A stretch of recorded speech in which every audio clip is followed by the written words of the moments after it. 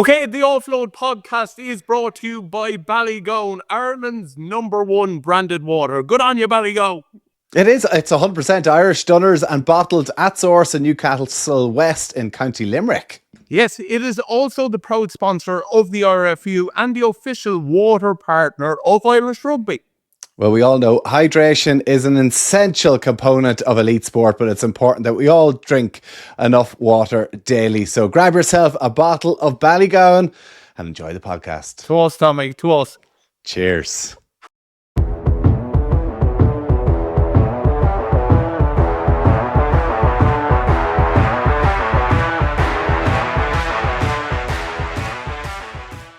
Well, Dunners, good to have you with us. You have a bit of a different background. What's going on today? Where are you? We are in France. Jenny's sisters are over here, and we came over because it's the kind of midterm, or is it?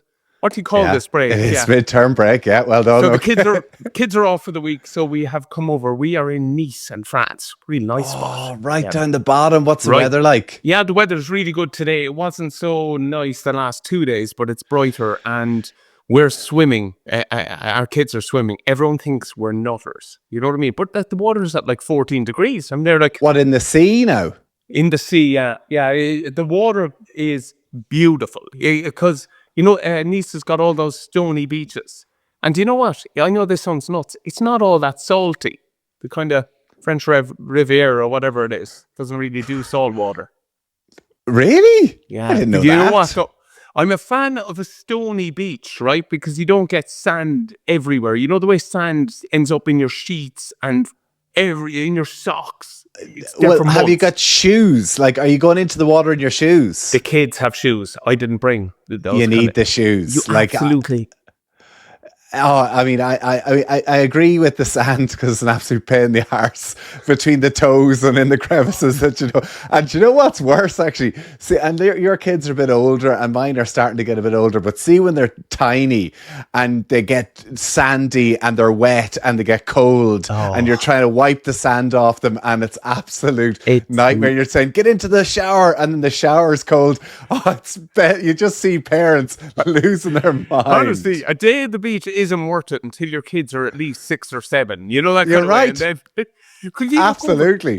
They start inhaling sand as well. They're eating it like they're not. It's wild. But I presume you're past sand castles. Like, I'm there having to still build a sand car and dig a big hole. Yeah, no, that's always go crack. I'm even into that myself if the two of us went to the beach, I'll be honest with you. But do you know what the big one at our place is? Burying me. Like, can we bury Dad? Which is, you know what I mean? Dad's involved, but all he's doing is lying there. Winner, all right, have the crack. That never gets old, does it? That never gets old. It makes me think, remember that video?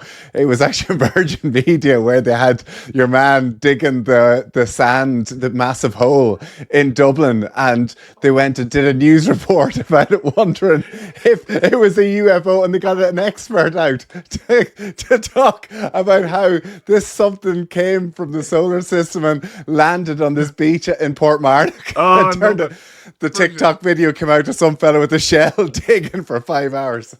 Isn't that brilliant Irish crack? You know what I mean? How gullible people can be. Do you know what though, Tommy? I must say, you can't be graceful getting into a stony beach if you don't have those shoes. The kids have those shoes, so they're legging it everywhere. But like, I have to beach myself. I'm like a beached whale trying to get out. And then I roll over and Anna, my little girl, comes running at me with a pair of shoes. It's like, get those on. So it's the one you kind of going along delicately, and then you stand on the jaggedy one and you're hopping about. Here, and lucky you being in France at the minute as well. Do you know, we've had 11 days with no sunshine in Dublin Airport this week. It's and do you know what? I'm dead jealous. Honestly, I'm fully convinced about Irish people. We do so well because whatever about the weather, I don't think but it's the darkness can get in on you, can't it? That lack of light, and especially people that are working in places like where they mightn't see daylight for the day. If you're working in a clean room or one of those places, it's vital. Get the vitamin D in that. Absolutely. I mean, you're leaving the house at 7:30. You're not getting home till 7 o'clock at night. It's dark to dark to dark. Yeah, it is tough. It's gloomy at the minute. So I'm dead jealous. We are going to get on to the Irish team announcement. Massive game this weekend. Wales. Big We're one. so excited about it. Yeah, it is. Wales on for the Triple Crown, Tommy. Here they come. They still have it. They've Come still on, got their chance. Listen, don't get ahead of ourselves off the ball. Well, that got a bit of traction. Anyway, I want to talk to you with this story. Do you remember doing fitness tests back, like some of the tests we had to do in years gone by? And we did a story on this morning. It's the front of the paper actually today about the guards. So the guards are obviously trying to get more people into the guard at the minute. They're short in numbers, trying to hit their targets. But they've decided they're getting rid or are making the fitness tests easier. So they would have had to do press-ups, sit-ups, a bleep test, an obstacle course. So they're keeping the obstacle course. They're getting rid of press-ups and sit-ups. So they would have had to do, I'm trying to find it here, they would have had to do 24 sit-ups in a minute. Now, I thought that was quite tough. Like, that's one every 2 seconds nearly, you know, like all the way down and all the way back up again. You're at a disadvantage if you belong back. Yeah. John Higgins would never be a guard. Never. John, I mean, some of the Irish rugby team are failing the guard fitness test. No chance of Mike Ross ever getting into the guards. The beach whale on his back. He might as well be on the stony beach. And then press-ups. So they had to do 16 to 37 press-ups. I think girls had to do 9 to 30-something as well. But you had all day to do it. There was no time limit. Shut up. I swear. It was a minute to do the sit-ups, but no time limit for the press-ups. So just in the middle of getting your dinner, you could drop and do 2 and say, like, I'm up to 45. That is ridiculous. So anyway, so that's it. But the bleep test, so they've kind of made the bleep test a little bit easier because they were saying so many people failed getting into the guards because they couldn't pass the fitness test. Did you do the bleep test? We did the bleep test. Do you know what? I can understand this in ways because fitness evolves, doesn't it? So those tests, like we would have gone through, are probably not fit for purpose anymore. There's probably a better way of doing it. Yeah, true. To gauge fitness. And as well, and I suppose as a guard, yeah. I mean, really, what's doing press-ups and sit-ups going to tell you whether you're going to be a good guard or not? Yeah, very true. The only thing I'll say is, as well, though, like some of the jobs mightn't require a fitness element of it. We know the guards that probably are in special units are probably as fit as fleas. You know what I mean? But if you're probably working on the admin side of stuff, you know what I mean? You know what I mean? The front row, the Mike Rosses. John, give me a break.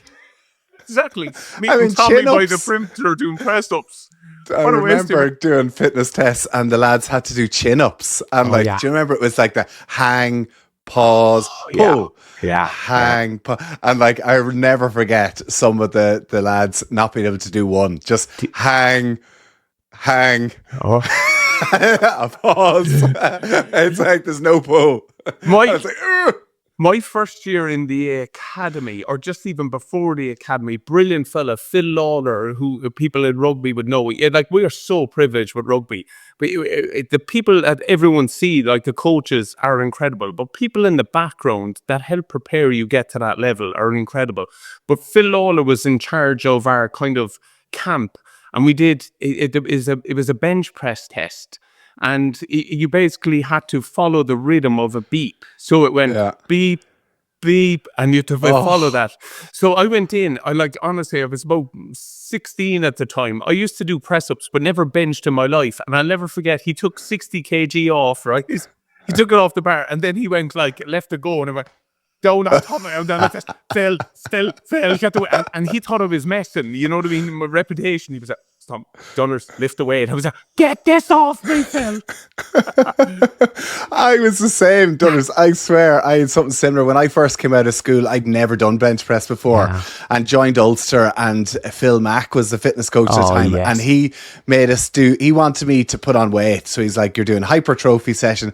You have to do 10 sets of 10 on the bench press, 10 sets of 10 pec German deck. volume. They love that. So I remember they used to line up a bar, right? And they used to have just loads of 5, like 10s, 5s, 2s, 1s on either side. But I remember we went to South Africa on tour. It was amazing. First year with Ulster.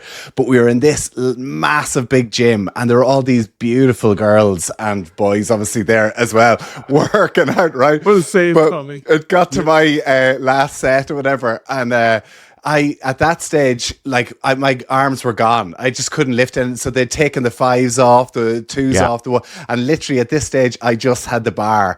And like you had somebody spotting you over and you're there trying to go, "Ugh," and I couldn't lift the bar. And they're there like spotting me. And all the lads went and roped out all the girls in the whole gym to come and watch me try to lift just the bar. I'm still traumatized for it. So these fitness tests, they ain't easy. Good on the guards, though. Like, honestly, they don't get enough appreciation for what they do, and everyone can be quick to have a date. But like, Jeannie, when we saw it with the Dublin riots, they always putting us before themselves and stuff like that. I do actually think that unarmed guards just recently as well with what went on incident too. Listen, absolutely. And listen, whatever about the fitness tests, they definitely have the bottle up top as well. You probably used to love fitness tests though, did you? You see, this is the thing he used to start with. Like, Frankie Sheen was a devil for slagging me over that. You nailed it there. The worst thing you could ever hear was, do you remember it? To the line, gentlemen. And then the voice. I would fear that more than a match. I tell you, put me in front of any game, my blood runs cold when I think of a fitness test. And then there was line. A bit like the guards there. There was fitness evolved. So at the very start, we started doing 3K runs. Do you remember, like, how unfit for purpose is that for rugby nowadays? You know what I mean? It was how quickly you could do 3K. It was 3K, then the 150s. Remember, you had to run the 150, like the shuttles, 5 meters back, 10 meters back, 15, 20, 25 in 30 seconds. You had to do 6 of them. And they added up your score and the little bit of that. I remember John And you Kelly could taste the blood in the back of your throat. Do you remember Jeremy Staunton, brilliant player out half for Ireland, and Gary Owen and Munster, but he got this kind of burning. It was our first time actually ever getting that anaerobic burn in the academy. And Jeremy Staunton was shouting at Dr. Liam Hennessy. He was there, my throat's on fire, my throat. And he was there, Jeremy, calm down. That's the test. That's what we're testing. What we want. Get a medic. Get a medic.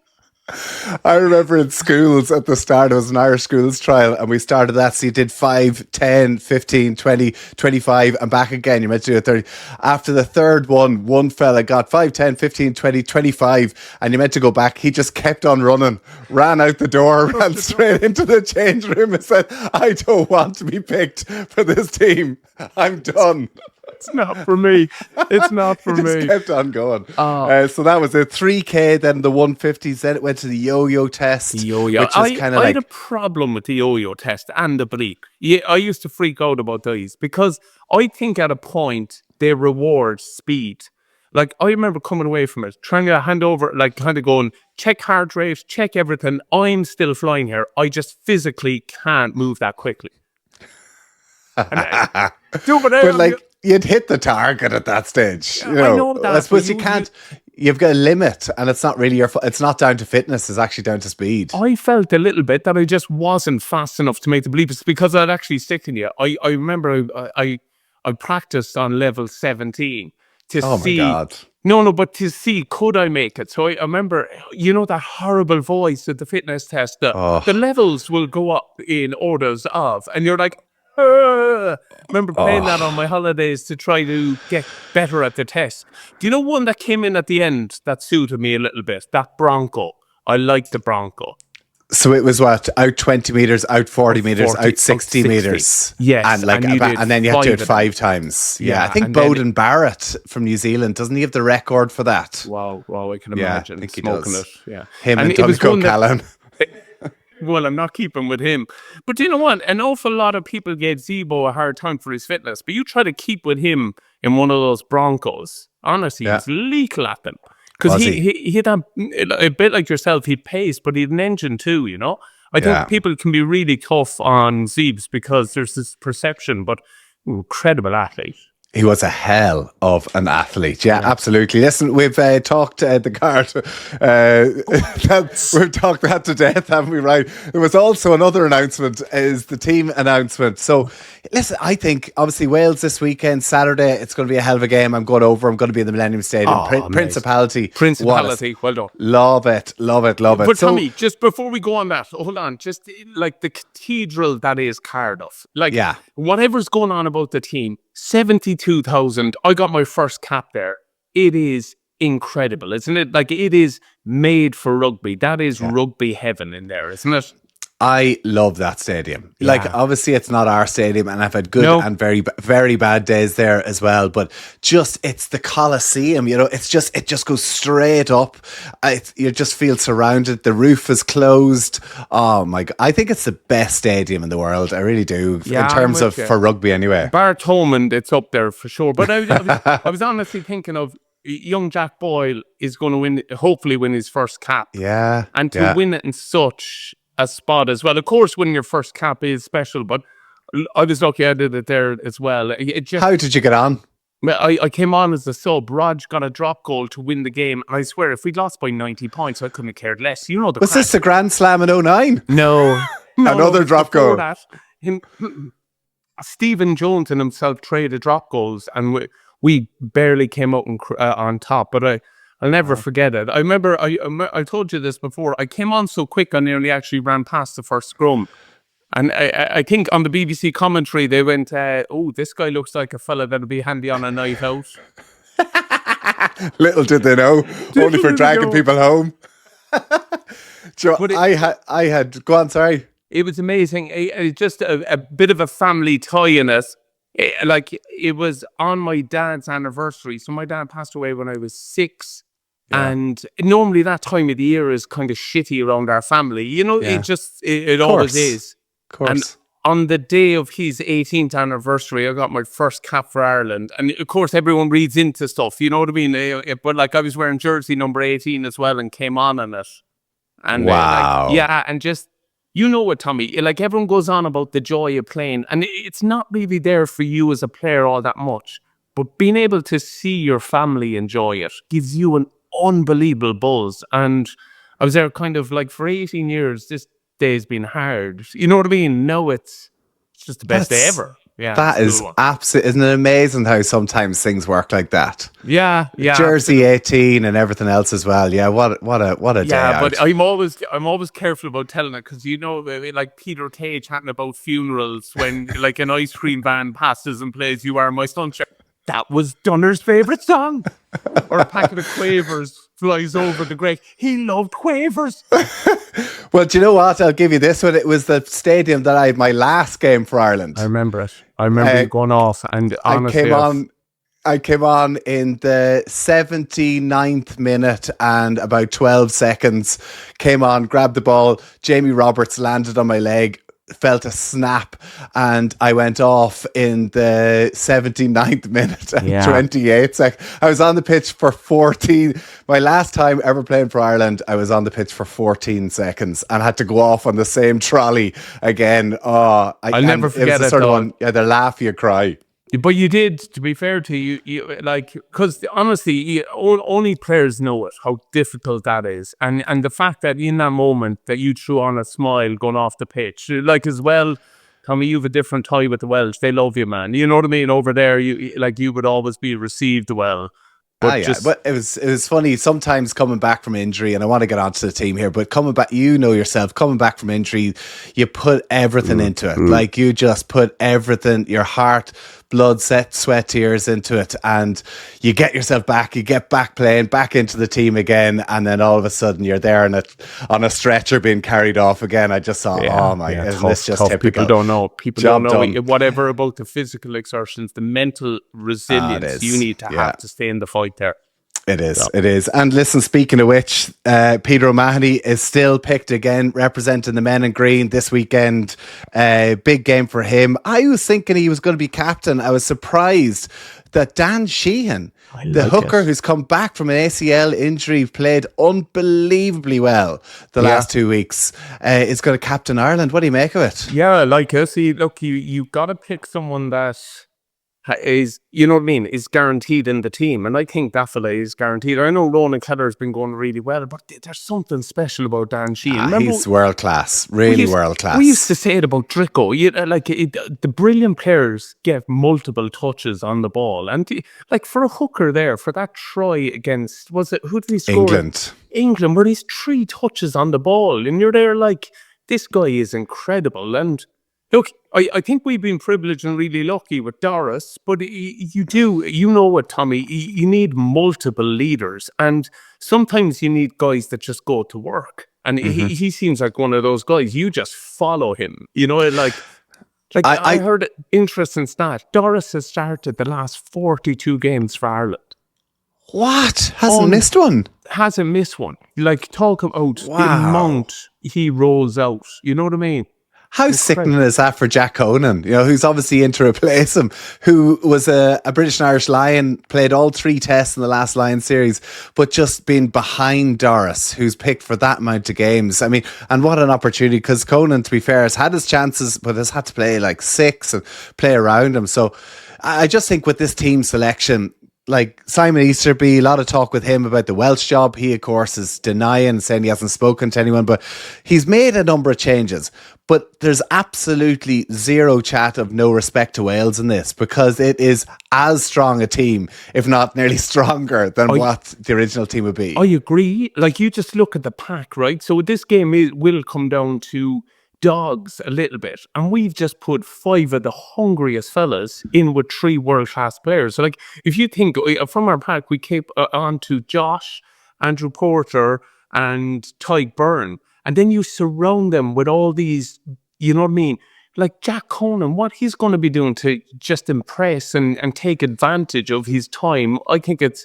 And then I also think there's going to be a bit of disappointment. Like, I was thinking Ryan Beard, Calvin Nash, and Cian Healy, all 3 of them are going to be seriously pissed off that they're not in the fold. And they're like, I know everyone says, you know, oh, there's buy-in, but there's also the edge, man. You want to be in the team. Every one of them knows if you don't go out and perform, you're gone, you know, and the chances are limited.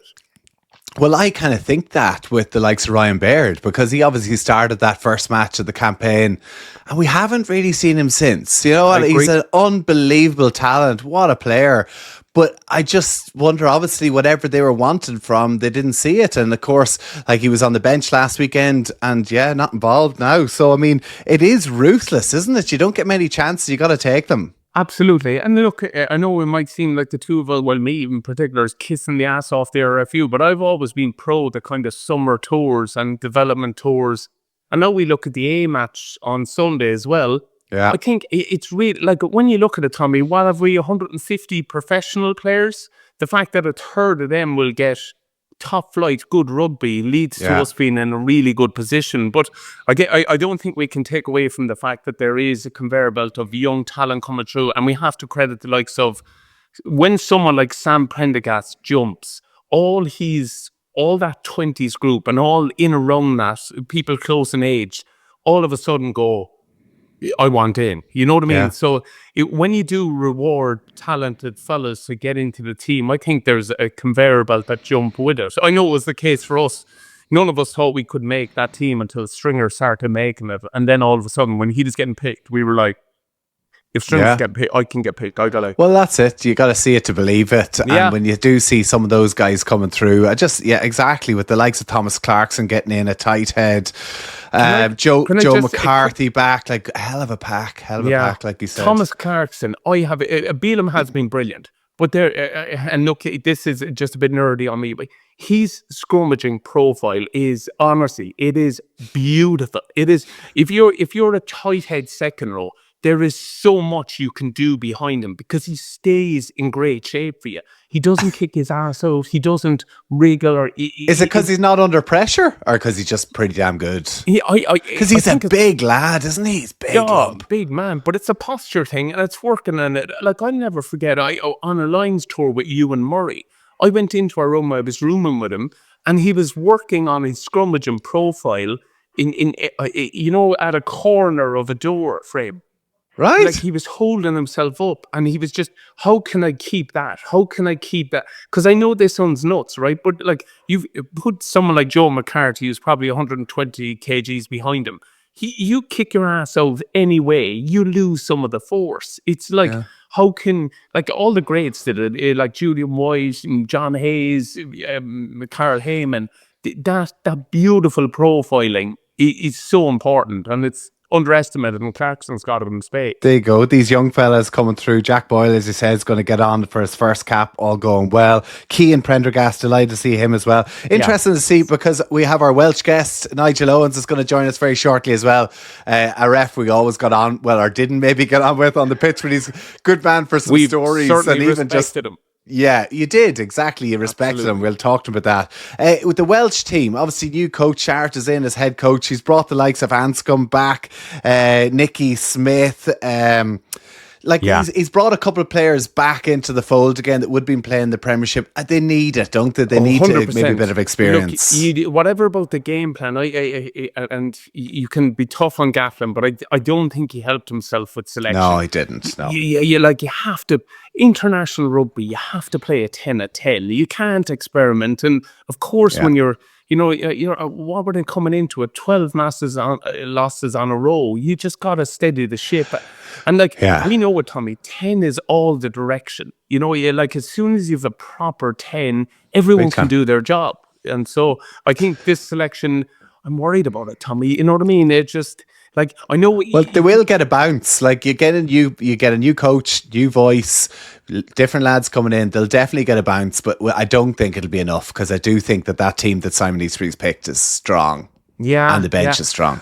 Well, they're 25-point underdogs with the bookies, which kind of gives you a mindset to it. But as well, they've only had 3 training sessions with, you know what I mean, this new setup. But when you know the Welsh lads, this could still work. You know what I mean? If anyone embraced this kind of Baba's mentality of go out and give it a go, and we're not playing 15, it's 72,000 Welsh nutcases, Yeah. It is. It's going to be a cracker match. We'll talk to Simon about it as well. Of course, big weekend rugby. Scotland going for 5 in a row against England, France against Italy. So loads to look forward to as well. Right, come on, it's time to get our guest on. Enough of us talking rubbish. Before we do get to Nigel Owens, we do want to give it another big shout out and thank you to Ballygowan Natural Mineral Water for supporting the podcast. Yes, did you know that Ballygowan also have a range of flavoured waters? And a Ballygowan hint of fruit. It's available in a variety of flavours. It's always sugar-free. And today I am trying. Look at this. I thought with Nigel coming in, what would I think of? Mango and passion fruit sum up Nigel Owens, isn't it? You'd be delighted to hear that. Of course, they are giving away 2 tickets to come and see us live in the 3 Olympia. Go check out Ballygowan's social media as well, or go on to Ticketmaster if you're looking for tickets too. It'd be great to see you on the 5th of March. Right, time for our guest. Get that mango and passion fruit. There we go. Nigel, how are you? Great to have you with us. Thanks so much for joining us. How are you both? We're flying. Thank you so much for joining us, Nigel. Honestly, really appreciate it. Obviously, we're going to chat about the big game on Saturday, but just in general, how things going for you? Obviously, we don't see you on the circuit as much, but we all follow you on social media, and just how's life? Yeah, life is good, thank you. Yeah, good. Busy on the farm. I'm still involved in refereeing, so I coach a couple of the Welsh referees, and I'm on the URC then selection so I will review one of the URC referees on the weekend, and then we have a review call about this. So I'm still involved in the refereeing circles, but no, I'm loving life on the farm, to be honest. Which I always tell us more. Yeah, tell us more about this. Well, when I was 8 years of age, my first memory and my first dream at 8 years of age, and I wanted to grow up, I wanted to be a farmer. That was my first goal, and then I left school. I went to work on a farm. It was on the older YTS scheme, which was the old youth training schemes. We used to call it the young, thick and stupid. You would have been good at that too. I was one of them. And I worked on a farm for a couple of years, and then obviously refereeing came along, and I refereed then professionally for about 23, 24 years. And then I always wanted to have a small holding, and then bought a small holding just before I went to Japan, actually, in 2019. For the World Cup, and then a couple of pedigree Herefords here, and I'm loving it, loving it on the farm here. Amazing. You mentioned Japan there. Your first cap was Japan, wasn't it? First match you refereed. It was Japan Island, out in Osaka. Were you playing that game? Well, I was doing a bit of research for you. That was your first cap. It was my second cap, and I saw Japan gave you a signed jersey. And look what I just went and found. I have an Irish jersey with the same game, the 12th of the 6th, 2005. That's And I the thought, one, yeah. I'll have to give you this to go alongside the Japan Wow, then. jersey. I'll Good have to have the choice. two. Good Is that your second cap, was it? My second cap to And mark. he gave you more after that game. Excuse me, I scored a try, and that was Nigel Whitehouse, I think, ref the next one. I had no tries on that one. How about a touch? What that trip? I remember that trip is I think we were staying in the same hotel as you guys for that game. And what was his name? And sure, it was could have been his first cap actually, because I didn't think if he knew he was coming or going when I saw him in the lift. And he was so drunk after celebrating his first cap. Was Roger Wilson? Was it his first? Yes. Oh, wow. The was in the Ulster lift, number 8. up and down, about 3 or 4 times. He must have missed the floor. The Ulster number 8. That was Roger's one and only cap for Ulster, or for Ireland. He never played for Ireland again. Yeah, he never played again for Ireland. And we think it was because he was found in the lift going up and down and up and down. And do you know who he was pushing? Dennis Leamy in a wheelchair. Oh, that's it. That's it. But the stories of that trip are legendary because everyone goes on about the sake. Yeah, like, to be honest, in our time, fellas Dangerous. were capable of drinking, but they'd never come across anything like this, Nigel. They were on the floor. I bumped into Dennis Leamy. I was over in Douala show judging the Herefords there back in August. And who was in the show was Dennis Leamy. I bumped into him and Sean O'Brien. And Amazing. I was sitting there, and obviously Douala show, big Munster people, and they so sitting there. And this old woman came down and said, Nigel, can I have your autograph and a picture? Yes, of course. I said, Sean O'Brien's here as well. Well, I don't want his. Proper order. He's a lead star. I don't want his. The parochial lines are still there. Nigel, you've always been an incredibly proud Welshman, but even just transferring that now, chatting and speaking up for Welsh farmers, you do use your voice to kind of express, for people in that situation, because it's really difficult now, isn't it? Yeah, it is really difficult. It's a wonderful way of life. It really is. It's a way of life. That's what it is. It's more than a job. So everybody's involved in farming. I don't think yes, of course, it's a job. It'll pay the bills. Of course it is. But at the end of the day, they're in there because that's their way of life. It's been passed down through generations, and there's an expectation, I guess, and a lot of pressure on young farmers to go into it because otherwise the generation comes to an end. So it's more than just a job, and it is difficult. I think, especially when people outside the industry don't understand the industry and what it means, I think you have to sort of speak up then, and you've got a platform or a voice where you can, put across things. Then I think it's important to do that, because I'm a firm believer it's not only do we have a responsibility in what we say or what we do, I think we have more of a one sometimes if we stand by and we say or do nothing, So I think it is important to stand up and speak up sometimes. Yeah, sometimes in the silence you can nearly cower it away. You know what I mean? I think you're right. There's sometimes where it is your responsibility not to be silent. Yeah, no, I agree with you, because it's so many people just stand by and say nothing. Well, sometimes you just have to stand up and speak out.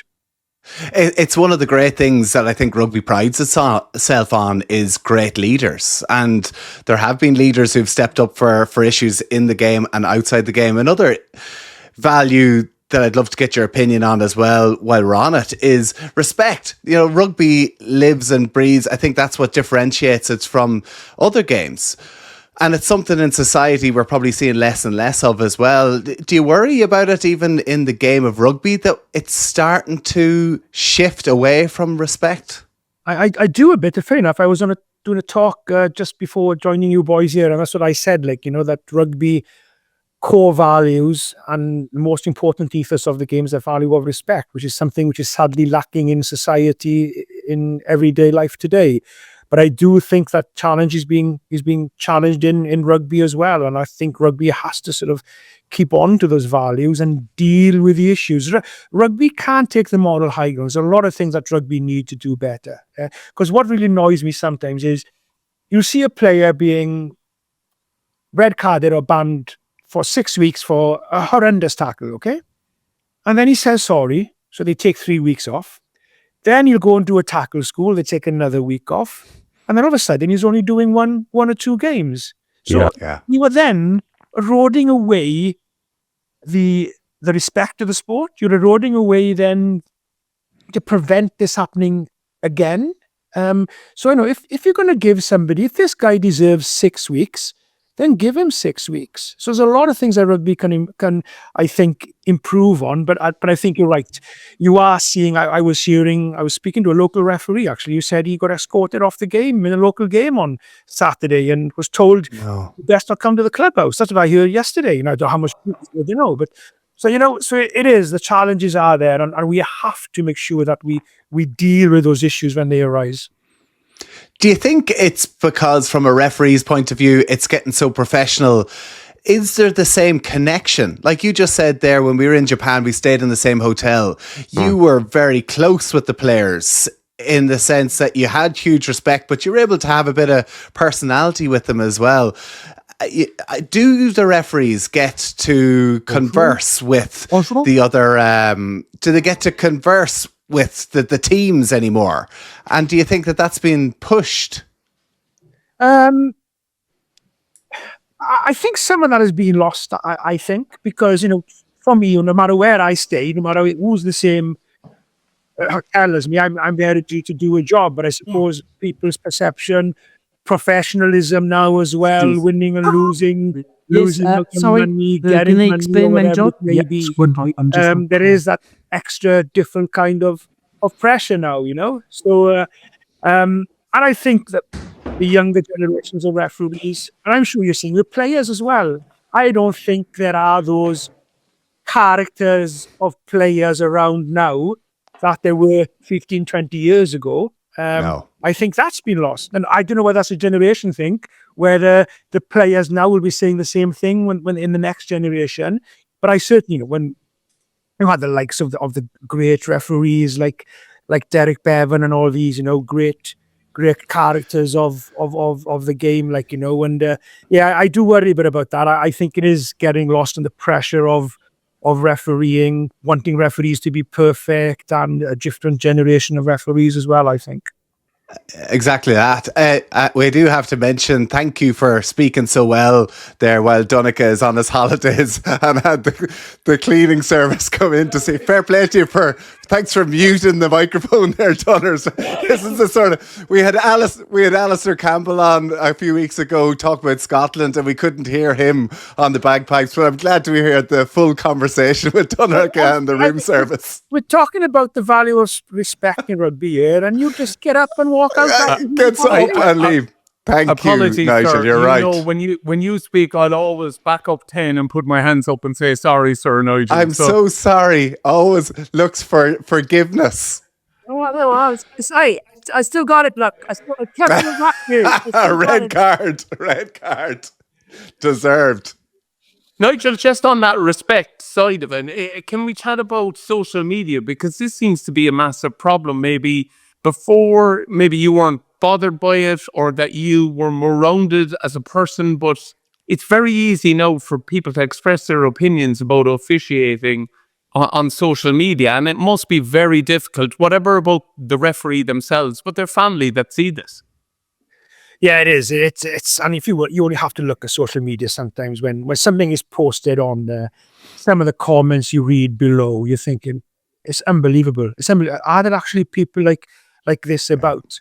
And it is. It's a referee years ago. You referee a game, you'd go home after the game. You wouldn't know what people thought or said unless something said in the newspaper the following day. But now it's right there. It's on social media, the hate, the death threats and stuff like that. It didn't really, it's not nice when you get it. It didn't really bother me. And if it did bother me, then I would have just, stopped using social media or done my account private or block it out. But things are very, very different now, to what they were back then. And it is, it's unfortunately, of all the good positives of social media, there is unfortunately that negativeness, but it does give a platform for some, I just call them idiots, idiots. And people like yourself, you mentioned Derek Bevan, wonderful referees who were the game. Unfortunately, we can't see the characters. We can't see their personalities anymore because, it's not worth it for social media. Like from your point of view, listen, you will go down as one of the greatest refs of all time. You've refereed some of the biggest matches from Europe, URC, World Cup finals.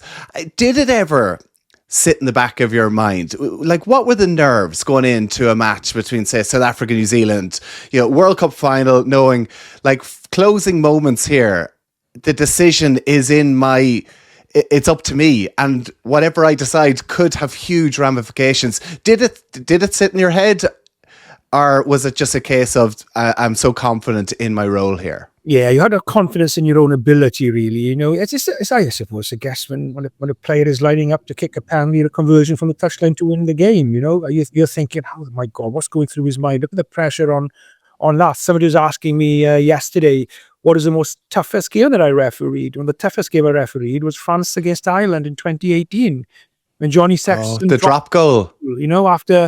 After what, 46 phases? Yeah. So funnily enough, I was refereeing the game, and I don't know you'd been playing this. I was refereeing the game in Thomond Park when Rog dropped the goal after 42 phases to beat Northampton. And somebody's telling me, speaking about... You did love advantage, all right. Oh, I did. I love it.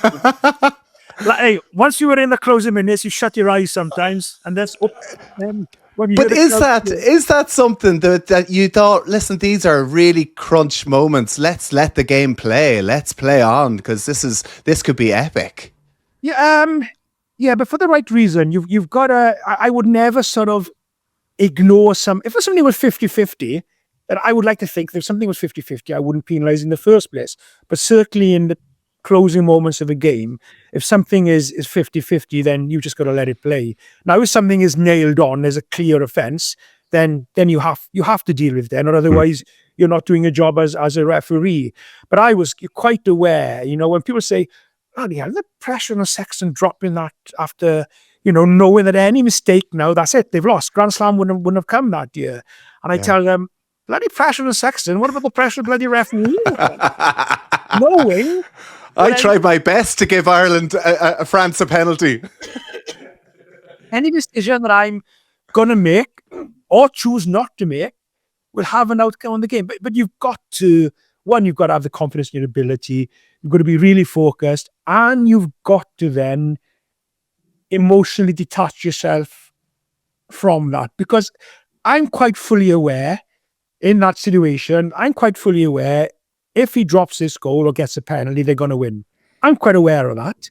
But you can't let that play in your mind. You've just got to, whatever happens after, and I'll deal with anything that sort of jumps out at me, I'll deal with it.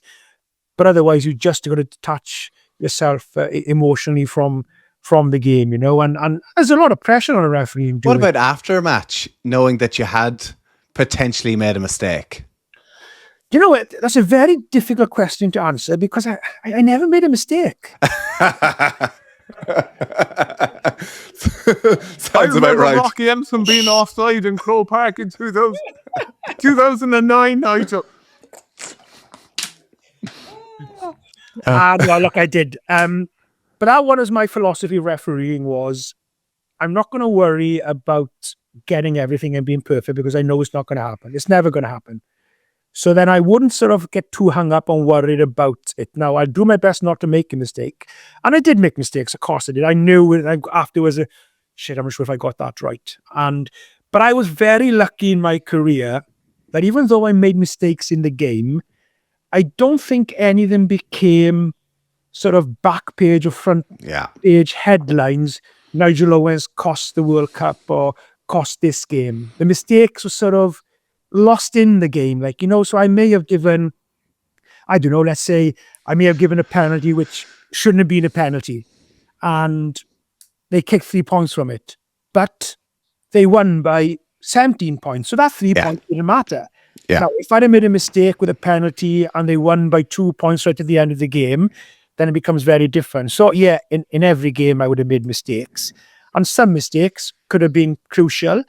But I was very, very lucky that nothing sort of jumped out as becoming big, huge talking points, and that's a bit of luck, that is. I don't know, is it luck, Nigel, to be completely honest. Like, what you probably had, your superpower, maybe over all of us, was your love for the game. Your moral compass for rugby was so right. And as Tommy's saying there, you left us decide it. If you're good enough to go 40 phases, you know what I mean? Of course, there's going to be imperfections within it, but it was always left to the players. And I think that's something I worry a little bit that we're losing with referees, because we're looking for them to be right all the time, as opposed to actually caring for the game more, be a facilitator for a good game. Do you know what? You're right. You're 100% right. And do you know what's put a lot of that on, I think, is the pressure they're under to get everything right, which is impossible to be perfect. You just can't. And also as well, I think the overuse of technology. So every single try scored now, they expect the TMO to check everything. And if somebody is, half a yard offside, they chalk the try off. If somebody is half a yard offside back in their own half, why should it matter? It wrecks my head.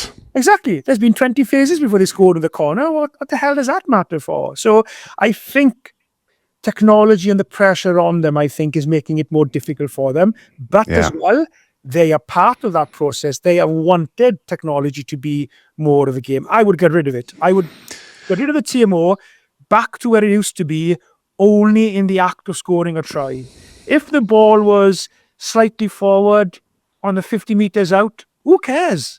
Totally. What I care about is, why are you missing something that is clearly forward? And 100% agree. You were mentioning about Derek Bevan earlier, and I'll tell you this story. This is a wonderful story, okay?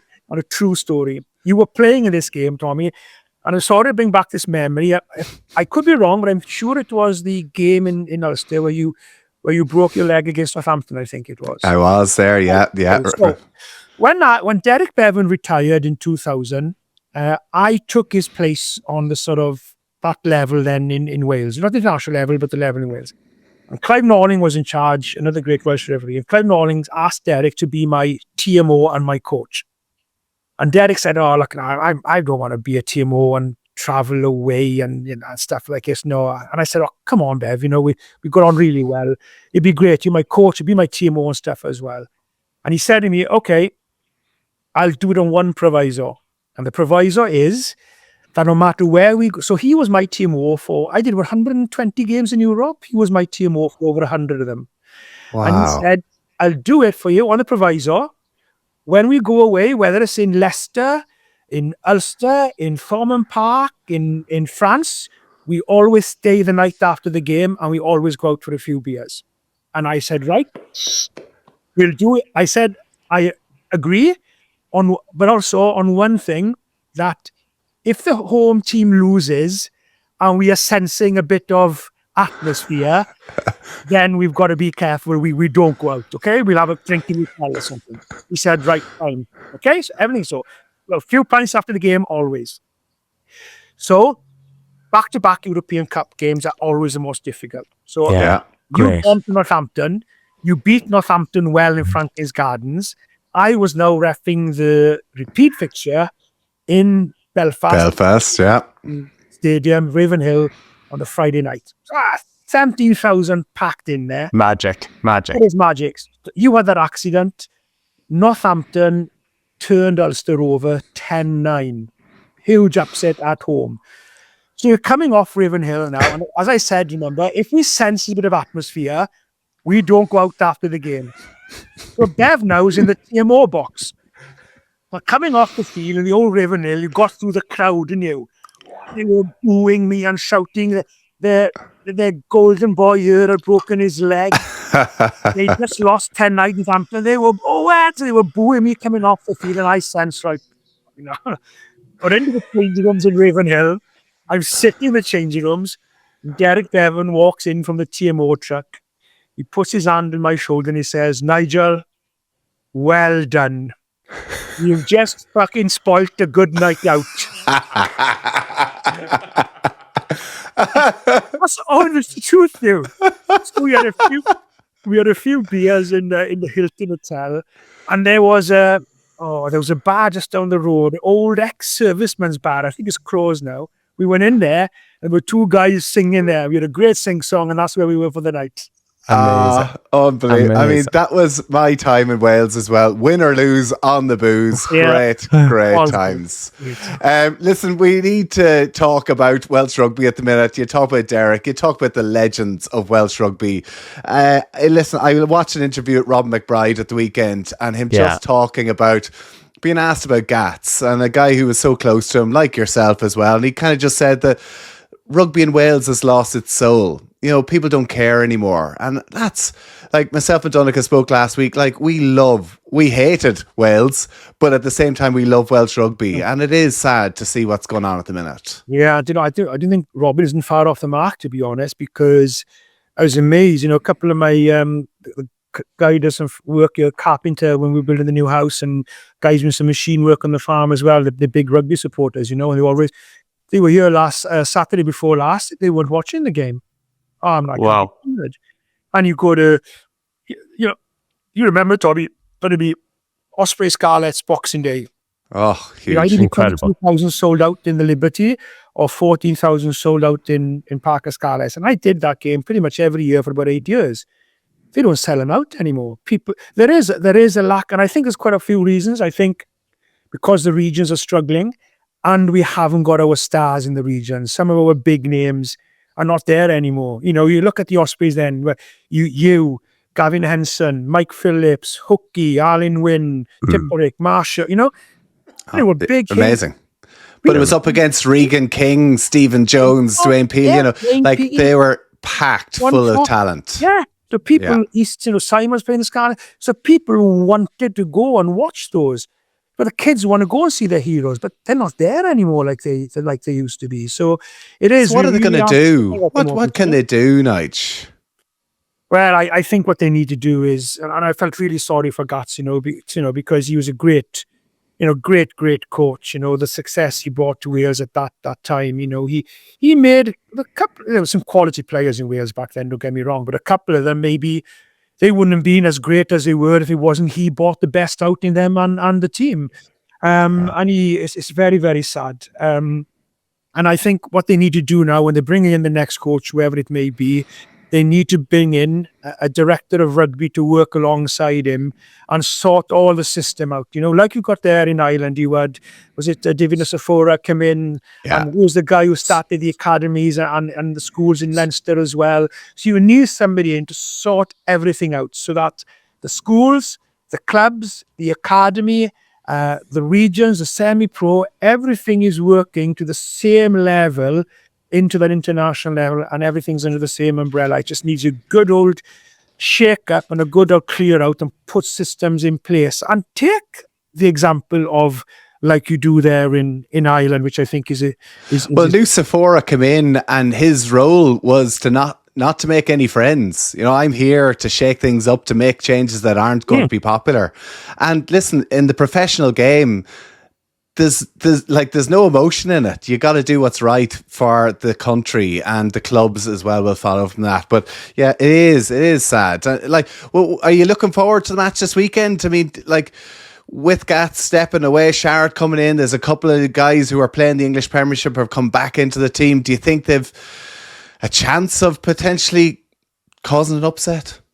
Well, there's always a chance, isn't there? But, you know, and they have to throw everything they've got, and they have to play above the levels they've been playing for the last probably 18 months, to beat an Ireland side that is impressive, really. You know, they really are. And what Ireland they haven't got that emotion anymore, haven't they? They go out there and they don't get hung up in the emotions, the occasion.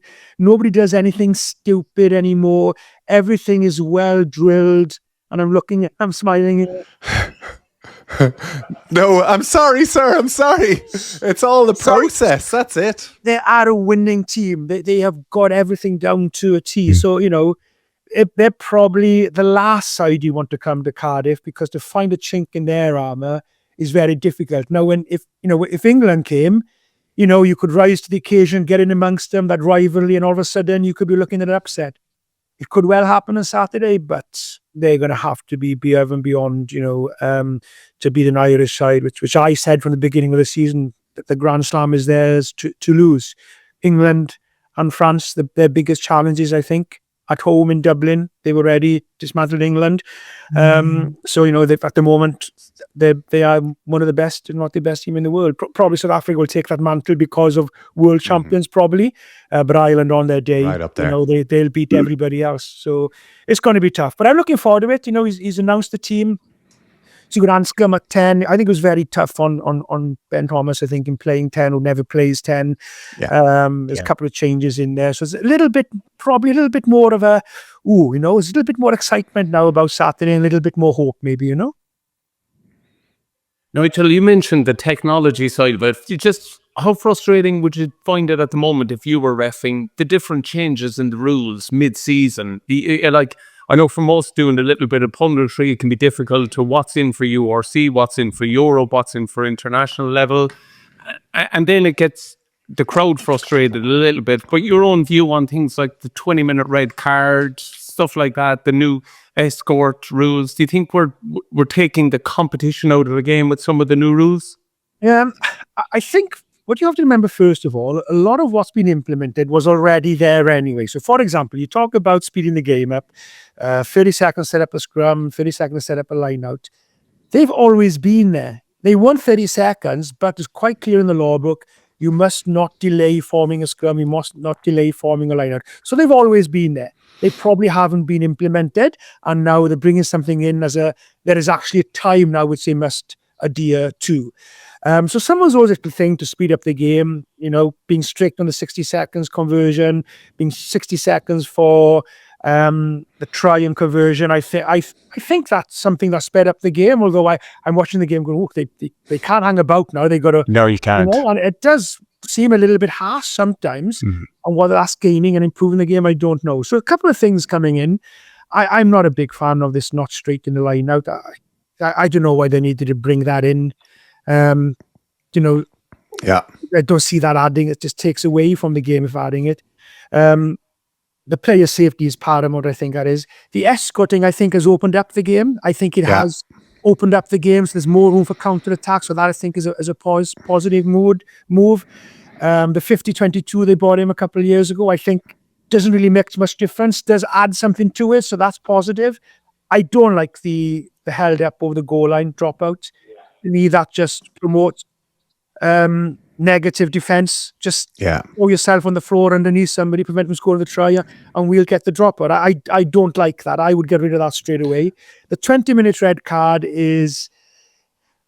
I can understand why there's been a discussion about it, because what was happening was, and may still happen now, you get players sent off for a red card and you're going, that's unlucky. That's harsh. My answer would be not to bring in a 20-minute red card. My answer would be, well, if that is unlucky, then it shouldn't be a red card in the first place. The red card in the first place should be for an act of thuggery or total recklessness. If you go flying in to clear somebody out with your shoulder first, straight to somebody's head on the ground, that's reckless, you're gone. Now, if you get it timing wrong, okay, you may not have brought your body down enough, but you were on the way down, you got it wrong, and you're unlucky with a red card, and that shouldn't happen. So what I think they need to do is to look at exactly what a red card should be, and then if somebody is totally accidental or unlucky, then it shouldn't be a red card. Bring in an orange card, which is a 20-minute instead of a 10-minute something then, I just feel this is papering over the cracks in order to keep some people happy that a game is not spoiled by being down to 14 or 14 men, rather than actually a deterrent which actually does get rid of the recklessness which we don't want to see in the game. Listen, 100% agree. We'd love to talk to you for so much longer. I know we both have to go on to another call. in a minute. But listen, you were always known for your humour, but your respect within the game is just shows no bounds. You should be absolutely an ambassador for the game of rugby union right across the world. We really appreciate you talking to us, Nigel. Like, thank you so much. Nigel, you're touring, aren't you? You're going on tour. I am actually, yeah. I am doing theatre in Limerick, theatre in Cork, theatre in Dublin, theatre in Belfast. I think Limerick and Cork are sold out, I'm afraid. But if you want, I'll get you a ticket if you want to come along. Well, listen, you'll be. Stories are about you. The National Concert Hall on the 25th of March as well. Do check it out. Nigel, listen, thank you so much. Stay on the line there just for a second. But to everybody who's listening here to the Offload again, the podcast is sponsored by Ballygowan. Thanks so much for listening. Enjoy the rugby this weekend. Hopefully Ireland get to do the job. And we'll look forward to Ireland-France in a couple of weeks. And of course, our live show, Donncha, at the start of March. That's it. 5th of March, we are in the Tree Olympia. We would love to get you over as well, Nigel. You'd be a great addition to it. But we are playing on Wednesday the 5th before Ireland take on France. So it should be a great night out. So we will have to get a few tips off you, Nigel, about how to keep the crowd entertained. But just sure you'll manage that. But Nigel, can I just back up what Tommy said? I honestly, just for us, you were incredible to have on the pitch every time. You were a facilitator that left us bring out our best every week. And the talk we had earlier about respect, in the end, respect is earned. And anyone that was lucky enough to share a pitch with you from a player's point of view, you always earned it. And we were so grateful to have you on the pitch. In fact, I think the greatest compliment we could give you, we were gutted when we played Wales in Cardiff because we knew you wouldn't be resting. And I think honestly, stuck with Wayne Barnes. We've stuck with Wayne. But honestly, Nigel, on behalf of everyone on the pitch with you, all the players, thank you so much. Thanks, lads, and very kind of you. And I got to say, Tom, it is always a pleasure refereeing you, Donna. It's always a pleasure as well. It is always a pleasure.